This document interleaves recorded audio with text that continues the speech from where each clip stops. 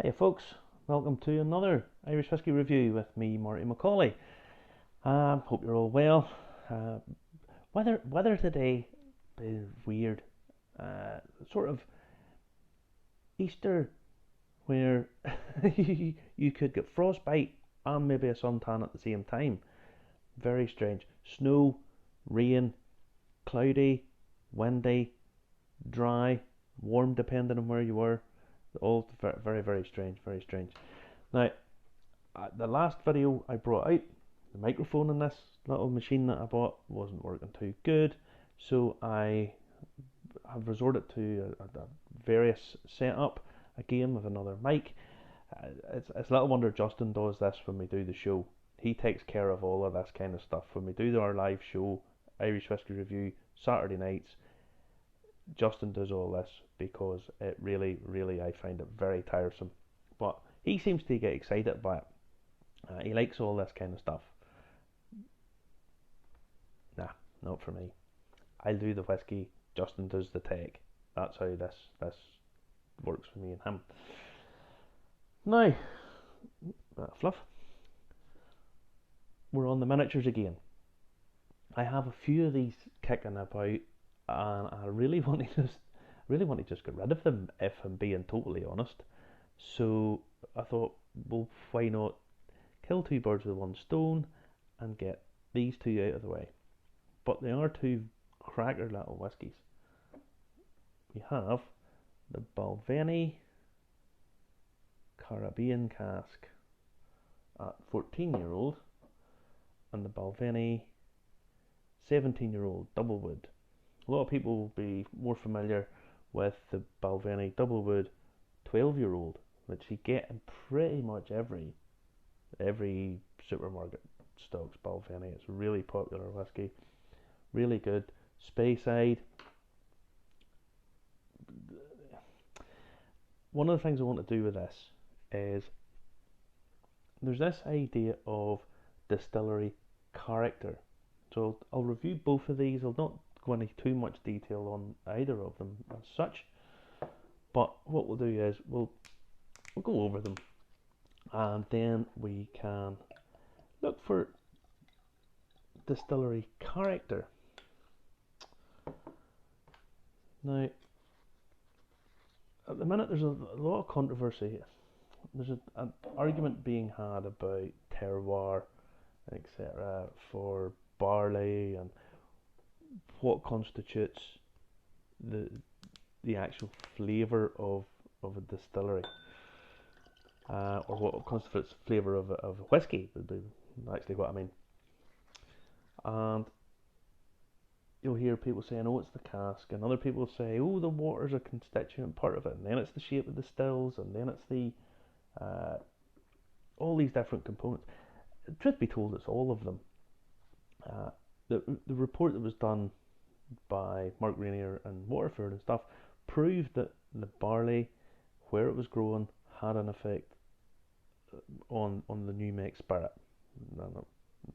I cannot argue with that in any way, shape, or form. But in terms of scalability, in terms of elevating the whiskey, if you're going to sell hundreds of thousands of barrels of whiskey, which some of these guys do, then you really have to take your barley from where you're going to get it. And one little field isn't going to do it for you. And there's other elements to end up with your whiskey. So the shape of the still matters, the maturation, where location matters, the wood that it's stored in matters, the distillation rates when it's going through the stills matters. All of these are factors, and as these factors all come together, you end up with this. Now, if a distillery has a certain place that it matures whiskey, and it always uses that same location, that's going to impart onto the character. If they constantly use the same type of wood from the same bourbon supplier, wherever it happens to be, or whatever one it happens to be, then that all is going to affect the character. Now, it may change over a period of time, as the economics, your supplier of Bourbon casks don't have the same amount. The contract runs out. You have to change supplier. But hopefully the blending of this in to make your single malt, that'll give you, you'll try and maintain your character. It may change, and I have another couple of miniatures that we'll experiment on that with at a later date. But we wanted to take these two, readily available, not hard to get. Lots of supermarkets will have these. Never mind your decent independent retailer, off license, liquor store, whatever it is you happen to call it. I don't speak German, so I know I've got some people in Germany and some people in Sweden. I don't know what the German for off license or liquor store is. But if anybody from Germany wants to comment, please don't feel free to enlighten me. Now, the first one we'll do is the Caribbean cask, 14-year-old. It starts out life. Now, if you go to the website, it starts out life in a traditional cask. I assume for traditional they mean bourbon. Then, what Dave Stewart in Balvenie did was he got a cask, filled it with his own blend of rum, which in itself is quite unusual. He blended up a rum, rested it, matured it. I assume probably bottled it or sold it or whatever it was they done, and then aged this whiskey in this Caribbean rum cask. So basically from the start, the cask was designed for this spirit. They weren't relying on a different distillery in the Caribbean. They were taking it and seasoning it themselves. So a bit more control over it, a little bit more influence on what was going to go on at the end, but probably working with stuff that they're not traditionally used to working with, and it would have certainly been an experiment. Yeah.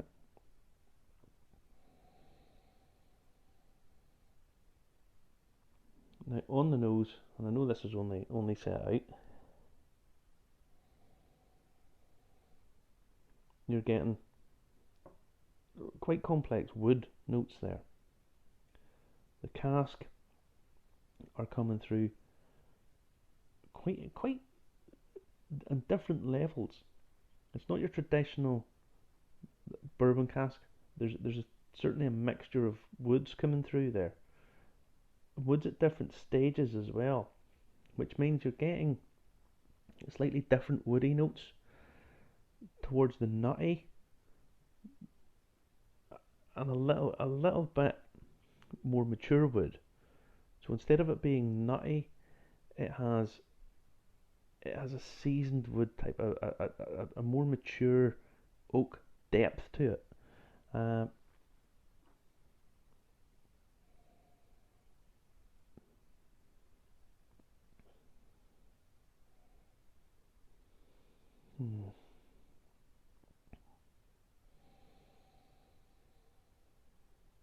Bourbon definitely coming through on it.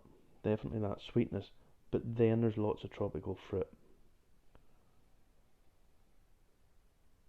You're definitely getting your passion fruits.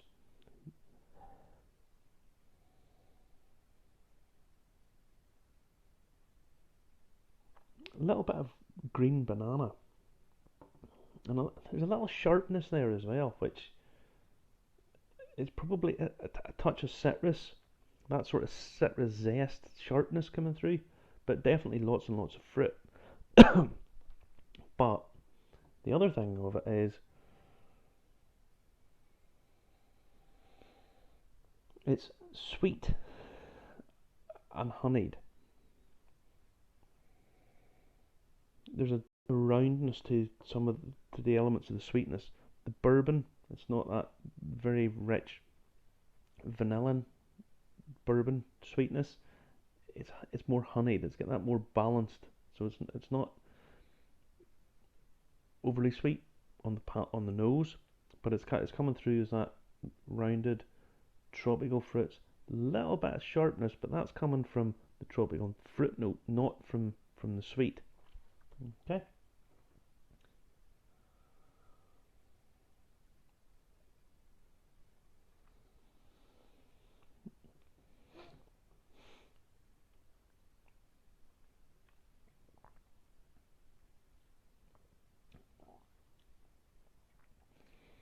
First thing I would say, lovely mouthfeel. Balvenie for me always has that nice, slightly oily, viscous mouthfeel. It's not overly, it's not really oily and really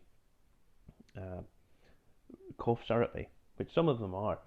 Uh, Balvenie's got that nice mouthfeel that coats the mouth. Again, on the palate, you're getting lots more fruit.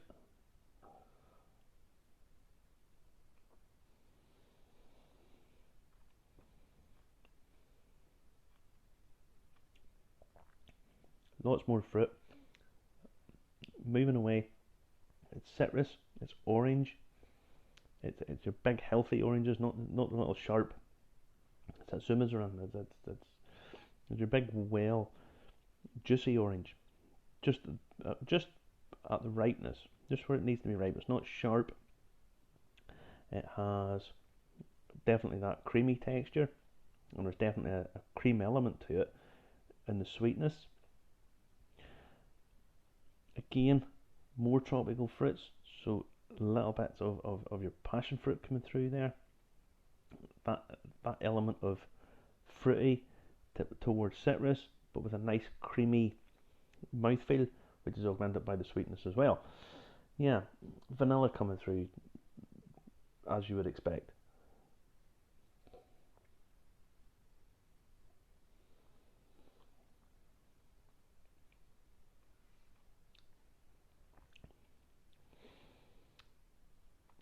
Right, on the finish, wood notes coming back in again.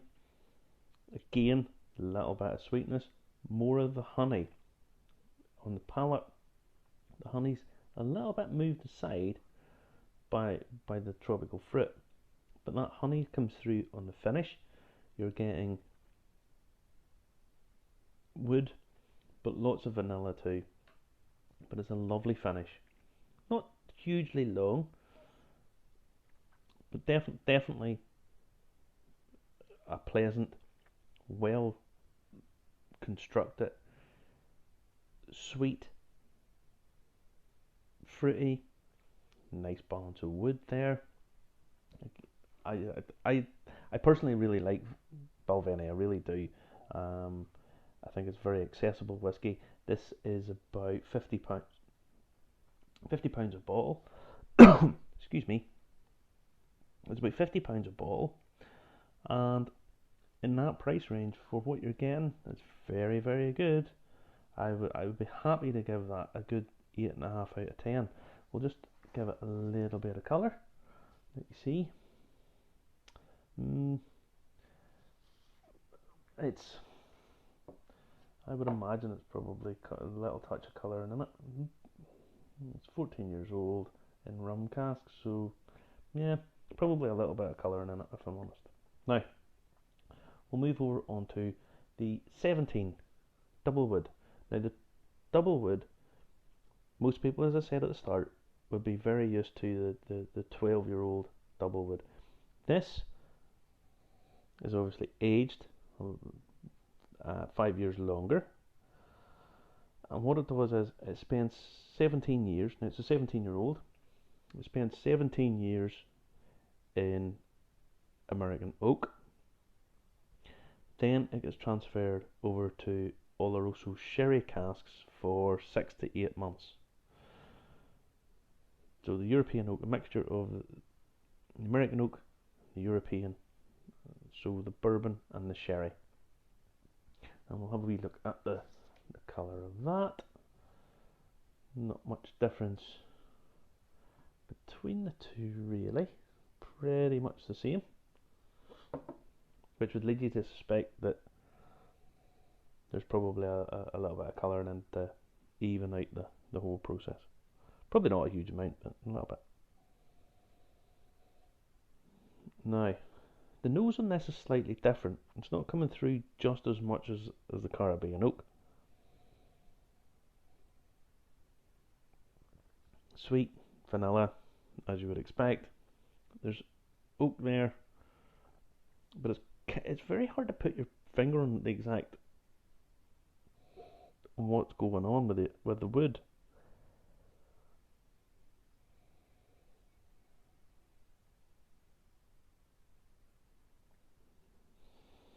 There's a sharpness there that's coming through, almost like slightly bitter grapes. It's coming through. It's giving you a little crisp sharpness.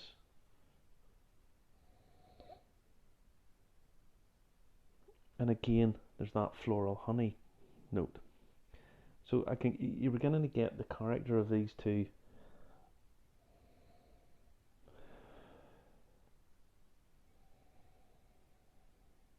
And you're beginning to see where the character, and as you spend more time with these, you begin to develop a bit more of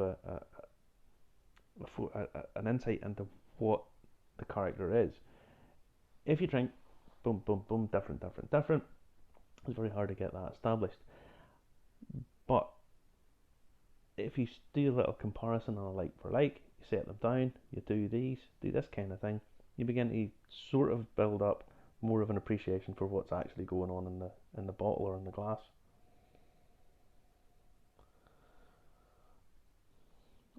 Again, is that sharp fruit, totally different character. Now, I would be expecting more rich, dark, fruity notes from this, but I'm not really getting that. With the sherry, you normally expect sort of jammy, deep cooked fruits, stewed red fruit, that kind of thing. It's not really coming through there at all. It's sharper than I would have expected. And maybe it's just because the sherry cask it's not in it for a huge amount of time. It's in it for 6 months, 17 years in the bourbon and the American oak.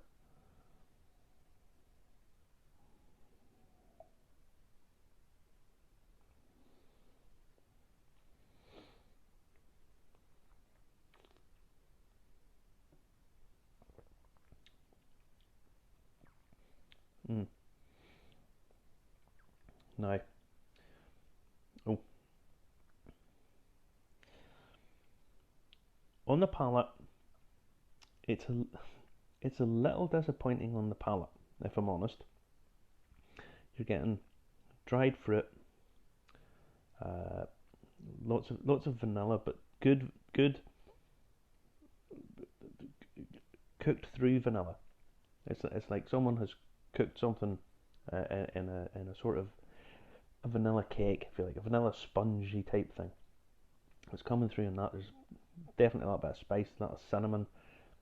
You're getting nuts, so it has a cakey element to it on the taste. But it's really in the finish. You're starting to once it goes down, that's when this comes into its own. And that's a sign of a bit more of age. The finish on an older whiskey should be much more pronounced. And once you swallow this, you get this wonderful rush of flavour just coming up through. On the palate, it's slightly lacking. Once you swallow it down, it just seems to release this sort of much better burst of flavour than you would get in the palate.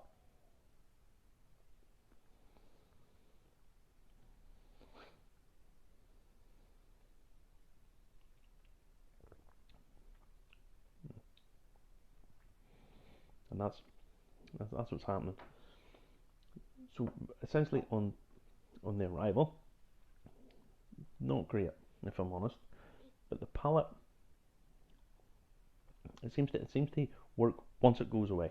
Once you've swallowed, up comes these flavours are just coming through, and you're getting much more of that lovely spicy sweet. The cinnamon, you're getting little little flickers of chocolate coming through on it too. That vanilla, lots and lots of dried fruit, sultanas, that kind of thing, coming from obviously from the European oak. So what it's not delivering on the nose, it's not delivering on the palate.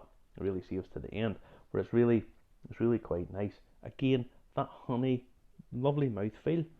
So you're getting all these different characteristics coming through. So what would I give that? This is about £90 for a full bottle. Yeah, it's good. At that point, I think it's good for the money. I think it's reasonably good for the money. Between the two, this is the better whiskey, but it's double the price. I'm going to give that a good solid 7.5 out of 10, and you'll never ever be disappointed if you get this. There's lovely flavours to it, lots and lots to like about it, lots of stuff that you would go, this will do for me. So yeah, so Balvenie, lovely mouthfeel, really well constructed, nice flavours, honeyed, got that slightly oily mouthfeel that coats the mouth, and it's really what leads this to having a good finish. This is good, and you'll never really go far wrong. If you've never tried Balvenie and you're trying a whiskey of an evening, and you decide to go down, even just pop in to your local supermarket to get some groceries, whatever, and you'll see a bottle of it, they're always there. Pick one of them up, and you won't go far wrong. Balvenie is a quality product at a very reasonable price. So, I shall bid you adieu. Enjoy the rest of your day. Don't forget to watch me and Justin at 10 p.m. every Saturday night, Irish Whiskey Review, on our YouTube channel, and also on Facebook. We do the podcast, Irish Whiskey Review Podcast, at least once a week. Although I think Justin's doing it twice. I think he takes some audio files off the Saturday night show and then releases them just in case people want to listen to them while they're driving the car or whatever. He does all this kind of stuff. And don't forget, I do the whiskey reviews every month in the Sunday Life newspaper. So, I shall love you and leave you. Stay safe and healthy. Don't know why I'm lost in the party speak. I haven't even had a full drink yet. So anyway, take care folks, and I will catch you again soon.